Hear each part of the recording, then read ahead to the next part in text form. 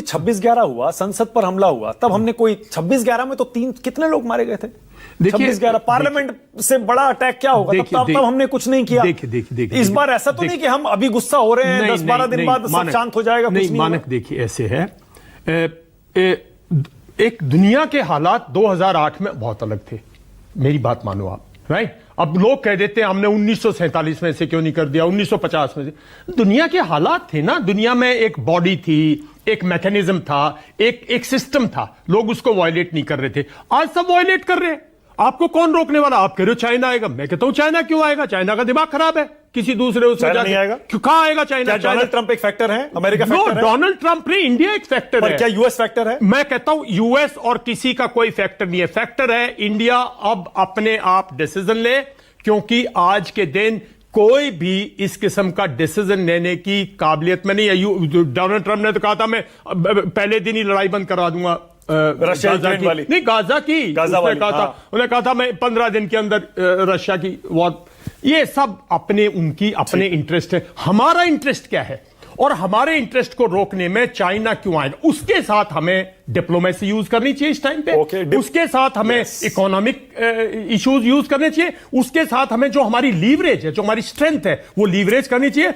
पाकिस्तान के साथ हमारा कुछ नहीं है भाई, मिलिट्री पावर है, और मैं बिल्कुल नहीं मानता कि हमें नहीं एंटर। मैं कह रहा हूं इससे अच्छी अपॉर्चुनिटी इस पीढ़ी को नहीं मिलेगी वंस फॉर ऑल पीएको को भारत का हिस्सा बनाने के लिए। जितने लोग बाकी बोल रहे हैं इस सब्जेक्ट पे, सब डिप्लोमेटिक भाषा बोल रहे हैं। पाकिस्तान के पास न्यूक्लियर बॉम्ब है, ये थ्योरी आप नहीं, ये फियर, नो फियर क्यों, वाई फियर? ये थ्रेट, काउंटर मेजर्स आप पहले मैं ये नहीं कह रहा कल ले लो, मैं ये नहीं कह रहा, मैं कह रहा हूं जब हमारे यहां 1971 में इस टाइम पे जब बांग्लादेश से रिफ्यूजीज घुस गए थे, तो एकदम तो नहीं इंडिया पूरा चल पड़ा लड़ाई करने। We took 6 months। कर्नल साहब क्या कह रहे हैं, बोलिए। 6 months साहब बोलिए, फिर आगे जा रहा हूं, बोलिए।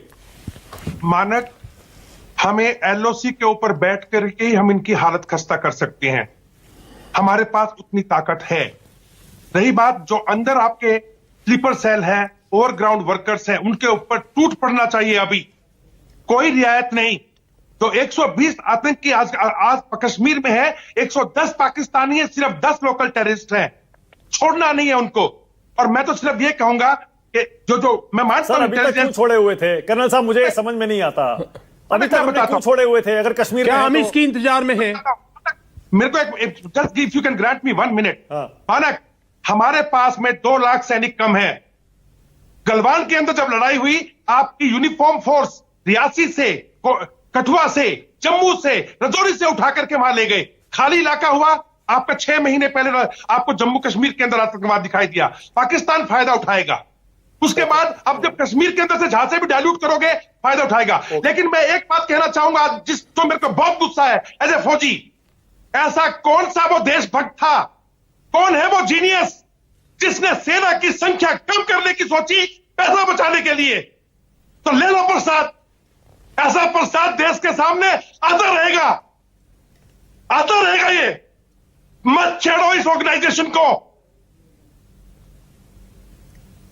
कर्नल साहब, मैं समझ रहा हूं नहीं, हमारे पास कैपेबिलिटी, देखो वो ठीक है, लेकिन यू विल एग्री कि हमारे पास कैपेबिलिटी है। हमारे पास पिछले 4-5 साल में जो लोग रिटायर हुए हैं, जो लोग अंडर 35 रिटायर हुए हैं, रीमास्टर कर लो। हिंदुस्तान में इतने वॉलंटियर्स हैं। मैं ये नहीं कह रहा कल करो, मैं कह रहा हूं आप एक स्ट्रैटेजी, एक लॉन्ग टर्म परमानेंट स्ट्रैटेजी होनी चाहिए। करेंगे, अचल ऐसे करेंगे। अचल जी, ओके।